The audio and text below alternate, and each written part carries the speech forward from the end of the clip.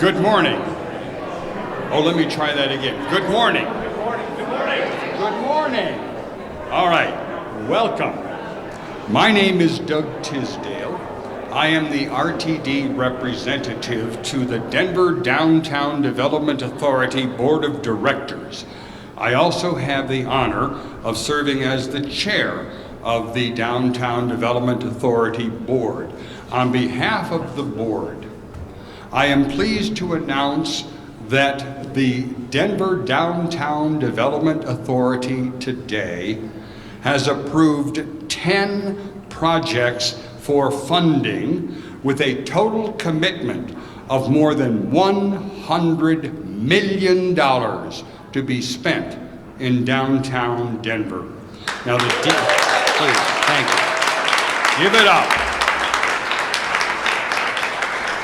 The details on these projects will be provided to you by staff and throughout the day, but here's your headline. The Denver Downtown Development Authority is open for business.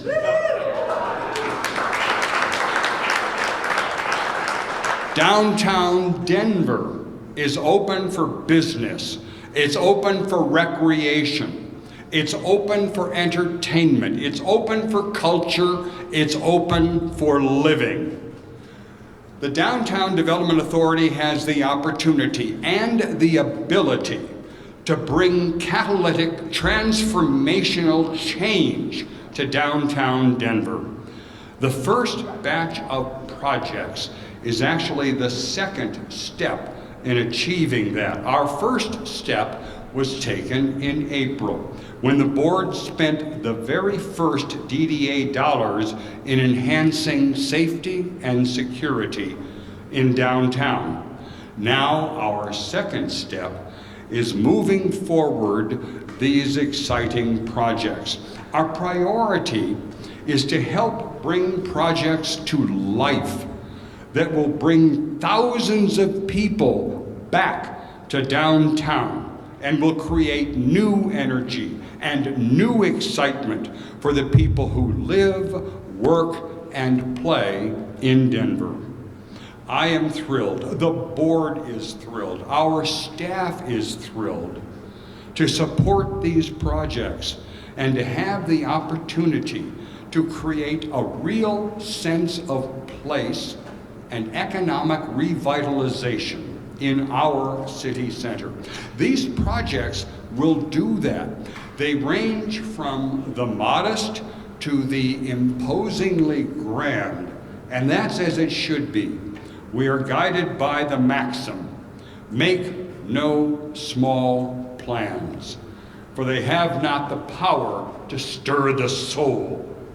To cross the finish line, the DDA must communicate, collaborate, and cooperate with City Council, who will consider these projects for amounts that are in excess of $500,000. And there is no greater facilitator for that communication, collaboration, and cooperation than another member of the DDA board, the impactful, wise, and indefatigable president of the Denver City Council. Help me welcome the Honorable Amanda Sandoval. Give it up.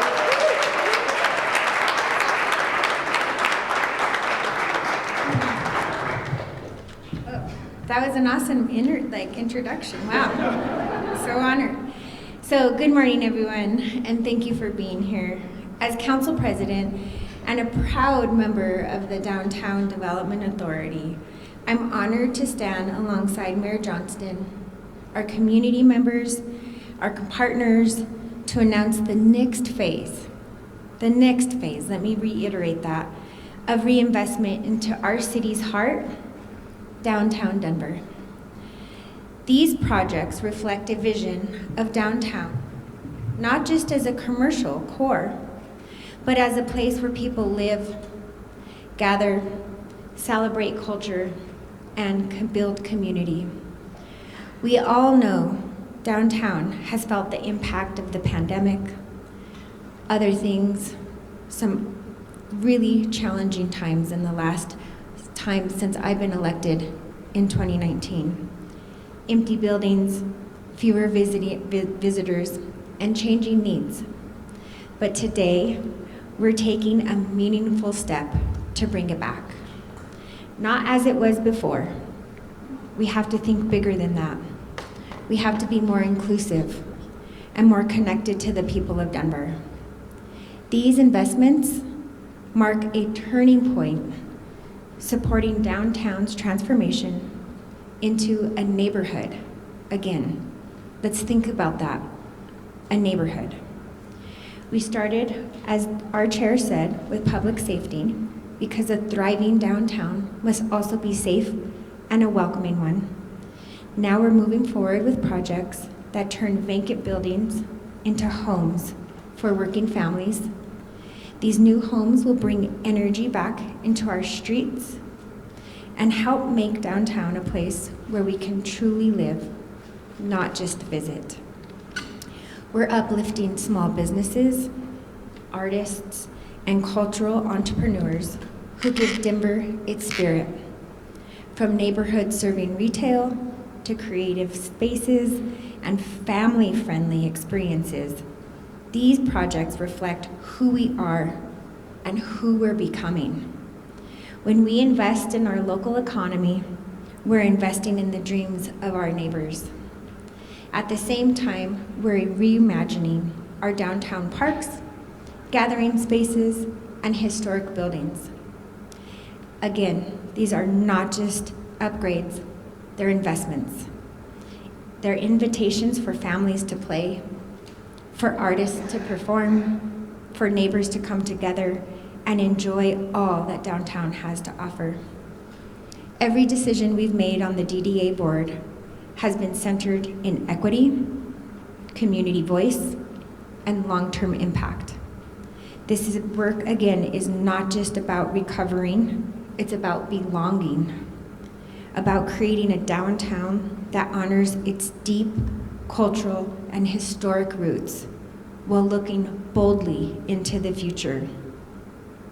Downtown is the soul of our city, where culture, commerce, and community come together. These investments reflect our commitment to shaping a downtown that feels welcoming, lived in, full of purpose, a downtown that belongs to all of us Denverites and Denver Metro. Of course, none of this could be possible without strong values-driven leadership. So I'd like to introduce Mayor Johnston, who's been a true partner in imagining a more inclusive, people-centered downtown. And I thank you for his partnership, and I look forward to working all forward together on the board with the administration and with all of you. And let's give a warm welcome to Mayor Johnston.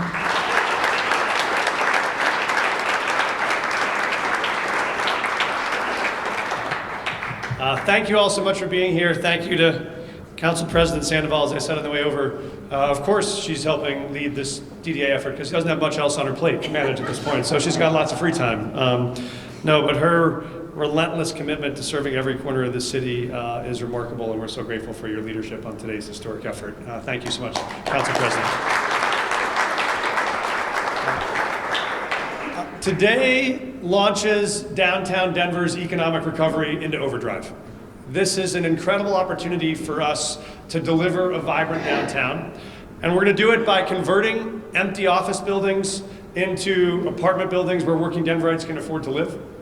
We're going to do it by building the magnetic and joyful public spaces where Denverites can come and enjoy food and drink, or enjoy a special event or a special day, or just pass some time with someone that they love. And we're going to do it by investing in Denver small businesses to bring your favorite retailers and favorite restaurants into downtown so that you have a downtown that has the best of Denver only in Denver. That is what today's big vision represents, and incredibly grateful to the DDA board and to the chairman for his leadership in making this historic investment possible. So thank you so much. I want to say a couple round of thank yous, then want to share a little bit about the broader context of this vision and introduce one of the city's great visionaries, Javon Taylor, in just a minute. First of all, I want to thank the incredible team that's helped lead and launch the Downtown Denver Development Authority from our side. That's, of course, Bill Mosier, who has led this effort for us, who's done a fantastic job. Also want to thank Donna Wilder, who's out here somewhere, has done a fantastic job in helping support all of these efforts to make them be successful. And as I talk about the projects, I want to thank some of the private sector partners and public sector partners who helped make this possible. You're going to see today an incredible vision for the conversion of this building and this park into a place that will both be a day for everyday activation, so you can come here and eat in a restaurant or have a drink outside in a beautiful civic center that opens up onto the park. You can host your wedding here, you can have regular activities here, and you can host 10, 15,000 person concerts and gatherings and venues. It is both the everyday activations and the iconic large activations that will make this the heart of the city going forward, and that connects this iconic space into downtown. And so I want to thank Eric and the Civic Center Conservancy for their commitment to both help us make this a true public-private partnership, where he and his team have committed to raising $10 million to help support the development of this transformational vision. And so thank you so much, Eric.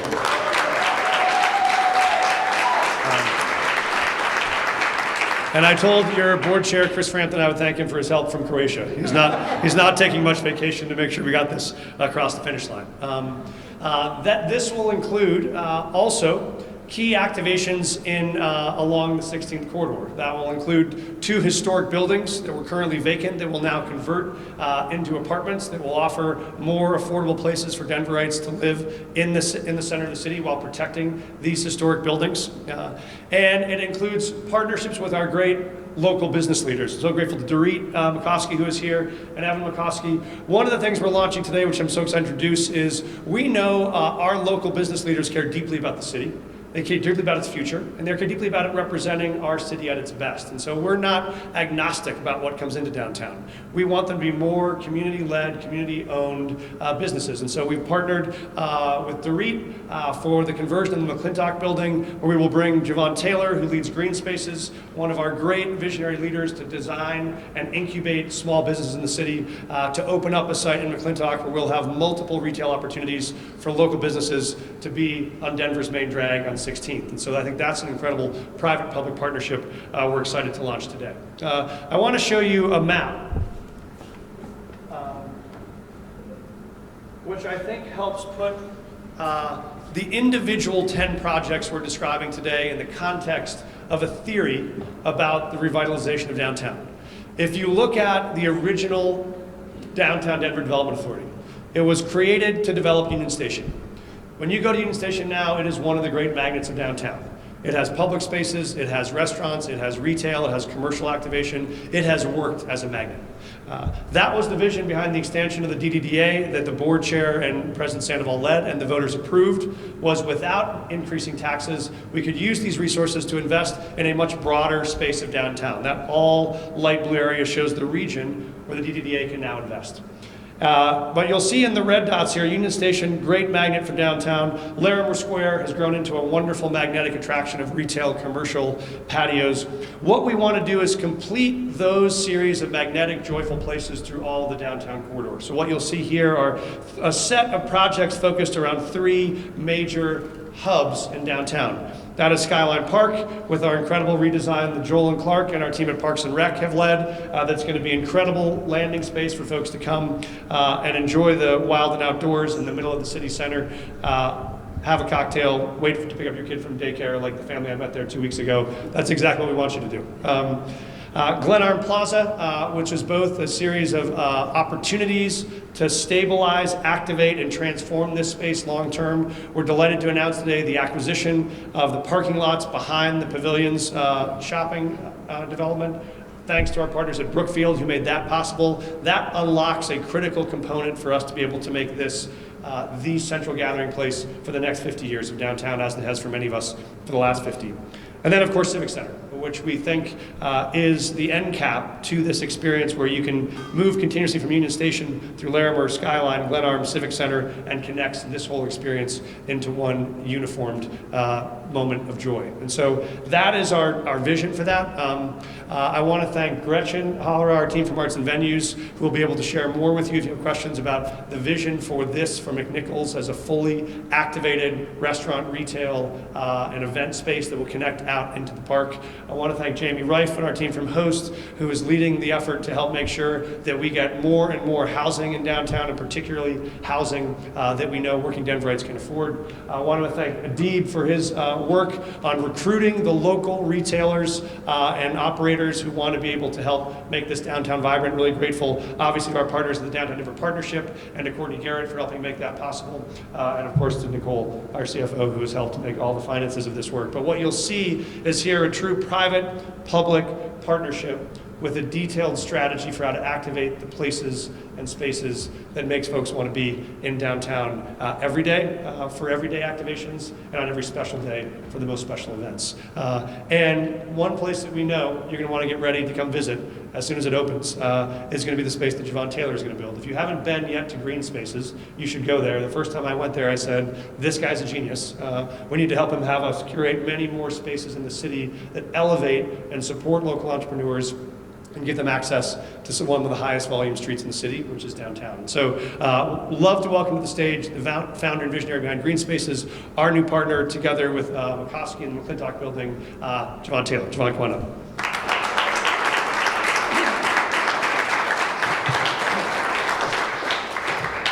First off, thank you all for having me.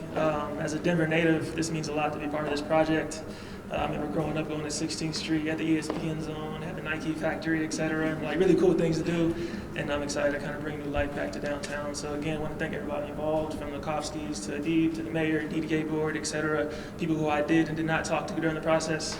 But when I first took over Green Spaces back in 2022, the whole goal was to kind of redefine or expand the definition of what sustainability means in our communities and how it goes beyond just saving the trees and saving turtles, which I do get involved with as well, but it goes, to how do we retain talent in our communities, how do you create ecosystems, and how do you retain culture, and I think a lot of our best minds, our best, creatives go to bigger markets because they feel like they don't have the infrastructure or the support here in Denver, and we're looking to change that. So this project on 16th not only gives, small businesses, opportunity to be on Front Street on 16th Street, but allows them to access these spaces at affordable rates. And we're excited to, spark this project. And hopefully this can spark other initiatives throughout Denver. We're looking to get more small businesses in prominent spaces here in Denver. So that's our whole goal, and I'm excited to be a part of this project. Don't have too many words, but just excited to be a part of this. So thank you.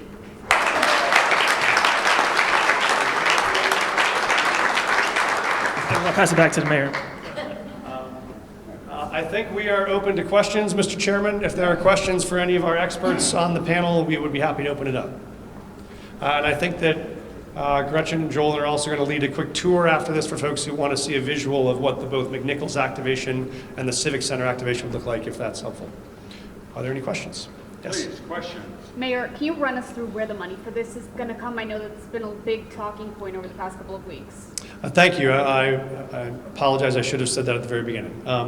Most important thing is all of these investment dollars come through the extension of a tax increment finance that was put in place in 2008 for Union Station. So voters last year voted to extend that mechanism for the next 15 years without increasing taxes. So these are not general fund dollars, these are not city dollars, these are not city capital dollars. These are dollars that are owned and cared for by the Downtown Denver Development Authority, and they only have the legal approval to spend those dollars in this footprint. That's controlled by statute. So, and it's dollars that come from the taxes that are generated by the commercial activity that was built at Union Station. So the idea was, if you believe that you can build development that will drive new growth, then you can keep some of the growth from those new entities to support future growth. This was supposed to be a 30-year project at Union Station. It was so successful, it completed 15 years early, which is why the chairman and the board saw fit to extend it, but to expand the area that can be invested in to beyond Union Station. But these are all not city dollars, not general fund dollars, and they're not city capital dollars. It's really run by the authority directly. Mr. Chairman, do you want to add to that? Just one thought, and that is to recognize that That $500 million that was the first spend of the DDA on Denver Union Station has resulted in what we have estimated to be $5 billion of economic development and expansion around Denver Union Station. So I'd say it worked out pretty well. If you could do that again, that would be great, Mr. Chairman. Yes, ma'am. Composing Fox 31, could you just specifically address the optics for our viewers? Yesterday you announced layoffs, and you were obviously explaining different Yes. buckets. Can you just address that directly? Yeah, I appreciate that. We obviously know the city is facing challenging economic times, as most large cities are around the country. One of the reasons we're seeing that is a decline in sales tax revenue. People are spending less and going out less. And so we think there are two parts of how you manage your way out of a crisis like this. One is, like any family or business, you have to reduce your expenditures to meet how much revenue you have. The second is you do have to invest in the growth that's going to drive more economic development to help restore that revenue. And so this is why we think it's important to not stand still in these moments. We do need to keep investing and keep growing, but we have to do it with different resources. And so this is why the council president is also leading a council process on a bond measure, which would allow us to make key public investments in roads and bridges and infrastructure that allow for growth. Because in this moment when there is economic headwinds at the federal level and the state level and the local level, we want to make sure Denver continues to do what it can to grow our economic prospects even in difficult times. But yes, important to know, we could take the DDA fund to $0 and it would not change a single impact on a single city employee or a single city program. Those are all general fund dollars linked to our sales tax revenue.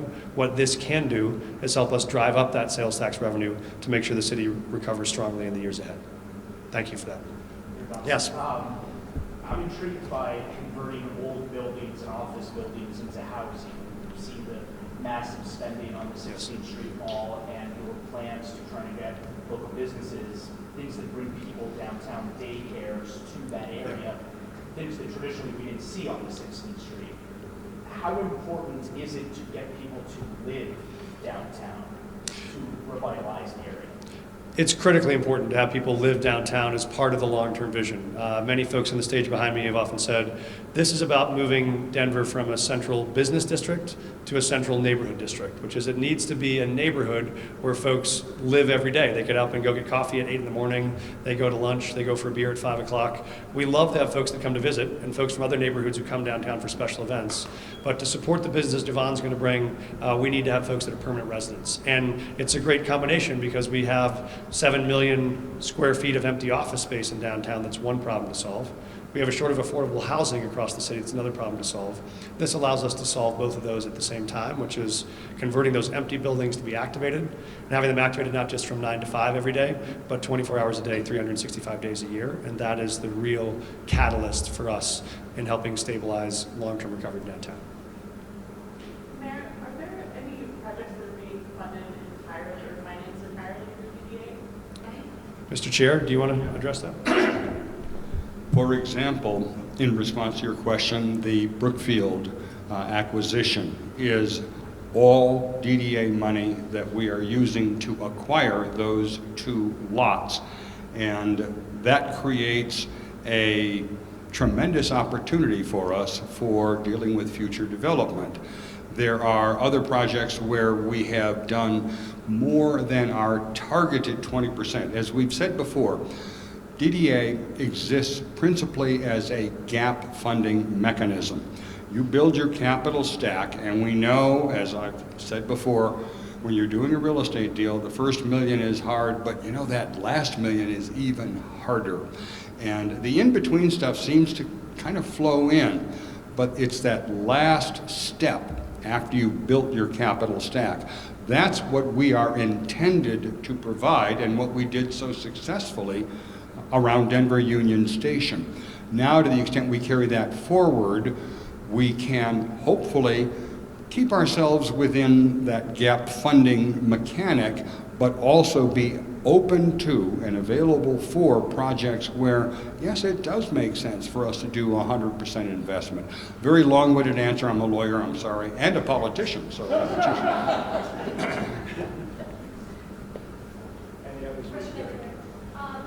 wanted to ask what project got the most amount of funding and how many were Chair, do you want to do that? Or Bill? We did, today we did 3 public projects, 4 business incentive projects, and 3, help me again now. Let's see. Private development, that's right. 3 private development, 3 public, and 4 business incentive projects. So we made a point of trying to go across the boards and do a variety of things in order to get everyone excited about what's going on. We're here. We've done this. And we have a great vision that a great mayor has really helped us, inspired by other prior great mayors. I saw Mayor Pena at the State of the City, and I said, we're still imagining a great city. And that's what we're doing. And these dollars that do not represent a tax increase for anyone and do not represent general fund dollars of the city are being used to leverage and to increase and enhance what we can do to make downtown Denver once again the glorious gem that it was, the Queen City of the Plains. That's what we're trying to do. And I'll just add, as council president who serves on the board, City Council approves the approval authority for anything over $500,000 in the city, any contract. That rings true for the DDA board. So today, the DDA board authorized a subset of money. So as these projects, you'll have another opportunity to watch these go through the legislative process. So today, I stand here and I have my DDA board hat on, and then we'll have to move them through the legislative process through City Council. You all are really well tuned in to our City Council structure, our committee structure, going through, and anything over $500,000 will ultimately go through City Council for final approval and any contracts associated with those dollars. So investment into Civic Center Park, investment into McNichols, those contracts, anything over $500,000 will also go through the approval process.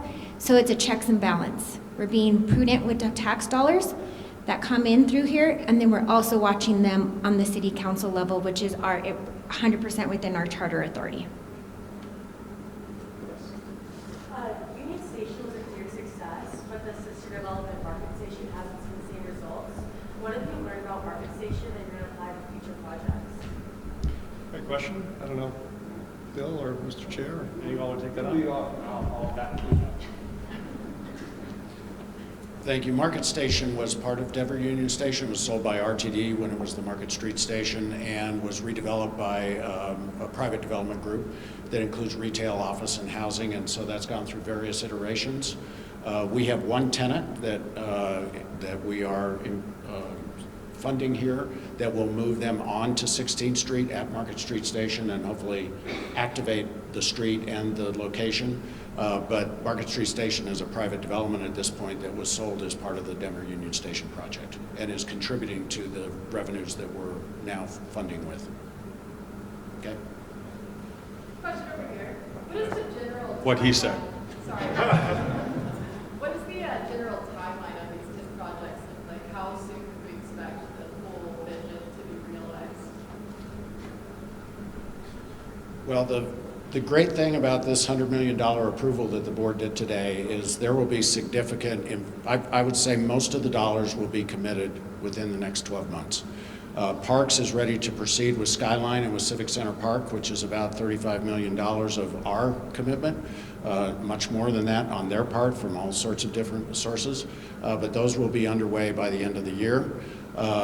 The Brookfield lots obviously will be acquired this year and will be sold at some point for redevelopment for various kinds of mixed use that's allowed by zoning, which includes office, hotel, housing, et cetera. And then all of the tenants that we're working with should be underway this year with their tenant improvements and move forward. The housing projects will take a little bit longer, but one of them is already in process, and they both expect that they can be under construction in 2026. So for the most part, this $100 million should be underway in some form or another a year from now. We've heard the 16th Street Mall described as... Hold on, before you do that, I was going to invite Adib up to talk a little bit about some of our other small retailers we're bringing on and when you might see those stores open. Yeah, so we have, as Doug Tisdale mentioned earlier, we have 4 of the business incentive projects. Some of those projects are currently underway, and this funding will help them to be able to kind of fully realize their opening. And so we obviously need to go through the legislative process with city council approval, so timing will be somewhat contingent upon that. However, we do expect the Denver Immersive Repertory Theater, the Sunday Ice Cream, which is already announced an opening. These dollars will help them to be able to create a flagship store on 16th Street. Milk and Tea, these dollars will help them to complete their capital stack and then allow that project to also move forward. And we'll be able to kick off the Green Spaces project as well. So if we have a smooth movement through the legislative process, we expect all of these businesses to be open by next year. We've heard the 16th Street Mall described as the spine of the city, going up and down for small businesses. I don't know, maybe this is something Devon might be able to speak to, but it seems like we're seeing a change in people wanting to come back to the 16th Street Mall now.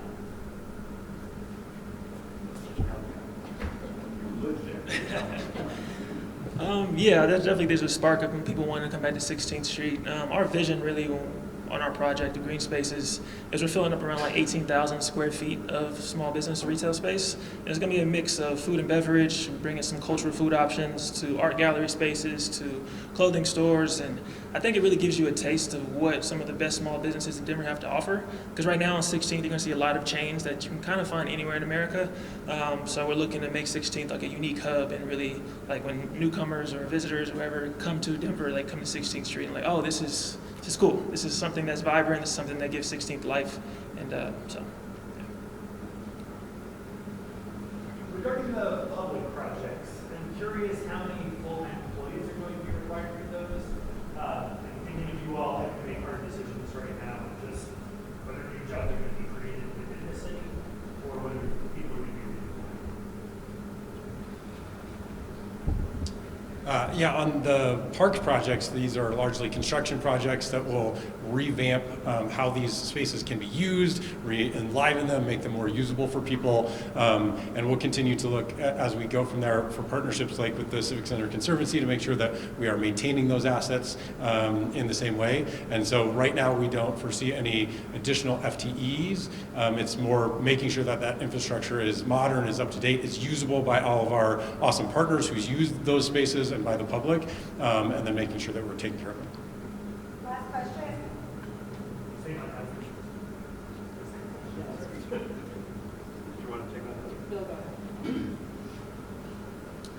The housing projects, we've got 2 of them at this point. We have other applications that we're considering, but the 2 at the corner of Champa and 16th Street, both Sims and University Building, are historic buildings that are vacant, and they will be redeveloped into housing. And those are private enterprises that will be privately developed, so there will be all private jobs in the construction and then obviously the private operation. Both of those buildings have full first floor retail. They will also be on 16th Street that will be activated through this process. One of them is actually designated affordable through, we're hoping that they can get some CHFA low-income housing tax credit financing. The other one is market rate housing, which is called market rate housing, which downtown right now is workforce housing, but roughly 80 to 100% of average median income for downtown workers. Thanks, everyone. Oh, we had one. If you don't mind, I know some of these projects will involve rezoning or permitting, special permitting stuff. Will that be fast-tracked by the city so that these projects can get completed in their reasonable period of time? Good question. The good news is there are no rezonings because the B5 zone allows everything that we're doing to proceed. Some of the projects are a little further along in the permitting process than others, so some of them will move forward. But we do have fast-track permitting processes for retailers on 16th Street that's been very effective, that either the partnership or the mayor can speak more eloquently than I about that, but that moves forward quickly. And then any adaptive reuse project that we're doing, which includes the 2 historic buildings, will go through an adaptive reuse process through CPD. So we expect all of these to go through processes that are already in place and move these fairly quickly through the process. And as you know, the mayor and the community planning department have done a lot of work to speed up the zoning and permitting process, and so the DDA is we'll be testing that out. Yeah, I'll just update on the permitting, specifically, for example, the express permitting program we launched last year, 4/16. We've had a number of folks go through that process, and we've seen terrific results. We've been able to get permits issued in as short of time as 4 weeks. We have a number of them that are currently going through it. We've had some announcements that have happened recently. I think last week, Mendocino Farms announced that they're opening on 16th Street. They're going through that express permitting process as well. It really brings all the permitting infrastructure at the city at the table directly with the business to be able to answer all questions, do the review in an expeditious fashion, and then be able to take them to a final permit completion as quickly as we can. And so we'll be doing that with all these projects. And as Bill mentioned, we have separate programs that are similar in nature for our housing projects as well. I'm going to wrap and let you go to the tour. I'll just say huge credit to Adib and his team. Those were processes that used to take 18 months to get a permit to open a retail or a restaurant shop in downtown. To do that now in 4 weeks means we're pressing the easy button for folks to be able, for amazing creators like Javon to say, yes, I want to be on 16th Street. And that is exactly the vision, is when the best creators in Denver want to be in downtown. That means we know we're doing something right. And those are exactly the voices, the faces, the retailers we want in our city centers. When you come to downtown, you say, wow, this is the best in Denver, only in Denver. I couldn't find this in any other city in the country. I'll let the chairman make some closing comments. I just wanted to say that this is exactly the culmination of the work we've been doing on downtown over the last 2 years. Is yes, first we had to focus on addressing homelessness in the city center, where we had thousands of tents and large encampments that were unsafe for folks living there and unsafe for residents. We've closed those, moved those folks into transitional housing. We had to focus deeply on public safety. We've increased and created the dedicated Downtown Denver Police Unit that's driven down all sorts of crime in downtown, making sure folks feel seen, feel safe, they can walk anywhere. And the result of that is now when we add to that the investment in the public spaces that are joyful, the investment in the amazing businesses that will make you want to come visit, and offering more and more housing where folks can afford to live. That is, we think, the recipe to create the most vibrant downtown in the country, and today is a huge step forward in that process. So I want to thank the council president and the chairman and the DDA board for their vision and leadership. We're so excited to get to work. I'll give it back to you, Mr. Chairman.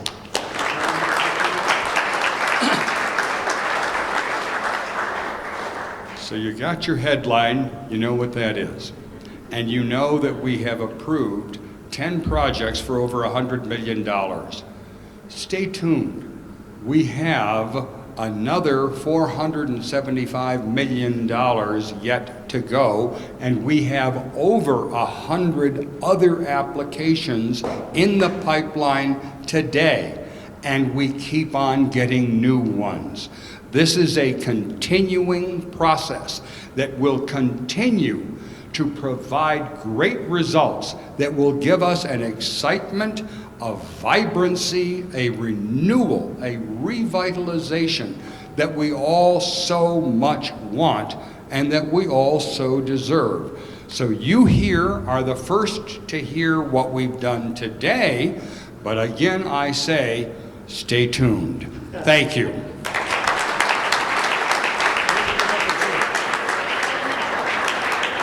If you want the tour of the amazing future of what McNichols and Civic Center can be, follow John and Jen, I think. But first, we're going to do a photo.